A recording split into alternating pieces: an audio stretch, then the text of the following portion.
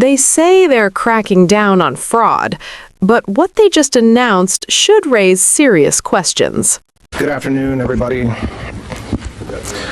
want to start this afternoon by thanking Pam. She is a great friend of mine, a great friend of the President's, and has been a great patriot to this country. Over the past 13 months, Attorney General Bondi did an incredible job tackling violent crime, drug cartels, and reforming this department.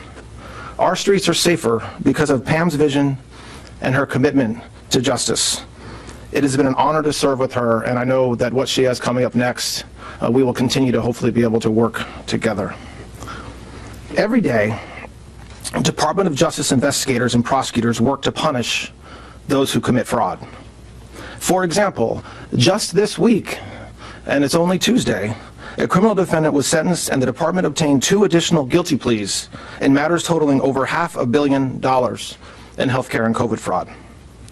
If you think about that, just since yesterday, we had a guilty plea in a $160 million healthcare enrollment fraud scheme and a sentencing in a $100 million COVID-19 fraud and a guilty plea in a $160 million healthcare fraud scheme as well. Each of these cases represents countless hours of dedication from the prosecutors and the federal agents and local law enforcement who work them. The Department of Justice is holding criminals accountable for stealing over $500 million from taxpayers. And across our U.S. Attorney's offices, all over this country, we currently have over 8,000 fraud matters underway. Unfortunately, as you've heard a lot about recently, because it's true, these cases represent a fraction of the fraud ripping off our country every day. Thanks to the leadership of President Trump, this department, working closely with the task force to eliminate fraud, is supercharging efforts to take down every fraudster and bring them to justice. I want to thank the Vice President and Anti-Fraud Task Force Chair Andrew Ferguson for their focus on this issue and for empowering this department to go after criminals who steal from the government like never before. Our goal is to prevent this from ever happening again. Because of this administration's leadership, fraudsters, scammers, tax cheats, or anyone who lies to get rich off the generosity of the American people should be on notice. Now, this isn't new for this department. We have a storied history of combating fraud and bringing criminal actors to justice. But the department has never adopted a comprehensive and coordinated approach to investigating and prosecuting fraud against taxpayer dollars and taxpayer-funded programs. With over $1 trillion at stake every single year, threatened by increasingly sophisticated and opportunistic fraudsters, the time for this comprehensive and coordinated approach is now. And so today, I'm proud to announce in greater detail the creation of the National Fraud Enforcement Division. Its core mission will be to zealously investigate and prosecute those who steal taxpayer dollars and rip off the American people. Our vision is to build a robust fraud-fighting squad capable of investigating and prosecuting the full spectrum of fraud against taxpayer dollars. We are going to staff this division by some of the department's best prosecutors, bringing together experts in healthcare fraud, tax fraud, benefits fraud, and corporate fraud under one roof with one mission: to protect the American people from fraud. Every U.S. Attorney's office across the country will also be joining this re-energized fight against fraud.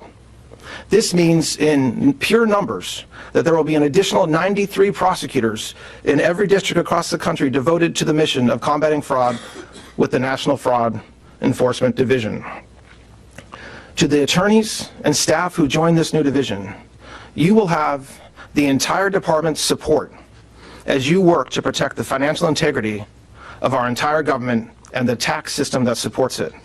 We will spare no resources in giving you the tools that you need to bring strong cases and do justice. The new division will bring together data and investigators from across the entire government so that you can track down even the most sophisticated fraudsters and hold them accountable. For example, today I am directing the department to establish the National Fraud Detention Center.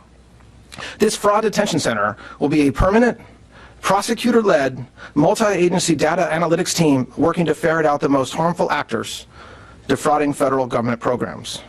So to the fraudsters who seek to take advantage of our nation, let this be a warning. The department will investigate you, we will charge you with crimes, and we will ensure that you are punished for your actions. The American people deserve an end to the crisis of fraud, and there is no better prosecutor to lead this mission than newly appointed Assistant Attorney General Colin McDonald, who's standing to my left. In the words of President Trump, he is very smart, tough, and highly respected. Colin is a veteran prosecutor who has spent his entire career as an assistant United States attorney in the Southern District of California. During his time in the Office of the Deputy Attorney General, he championed public safety and law enforcement, and I am confident that the National Fraud Enforcement Division and the entire department will benefit from his experience and his total commitment to justice. I expect there will be more to come in the next days and weeks from Colin and the anti-fraud task force, but I wanted to tell the American people today what this department is doing to comprehensively attack the fraud crisis in this country. On the surface, this sounds like a win. More prosecutions, more resources, a tougher stance on fraud. But listen closely, and you'll hear something else. This isn't just an anti-fraud announcement, it's a massive expansion of federal power, wrapped in the language of accountability. With praise for Pam Bondi and alignment with Donald Trump, this speech lays out a new National Fraud Enforcement Division, a centralized system pulling data, prosecutors, and surveillance tools together under one roof.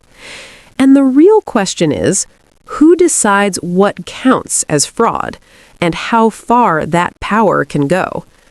Because history shows when governments expand authority in the name of fighting crime, the line between justice and overreach can get very thin.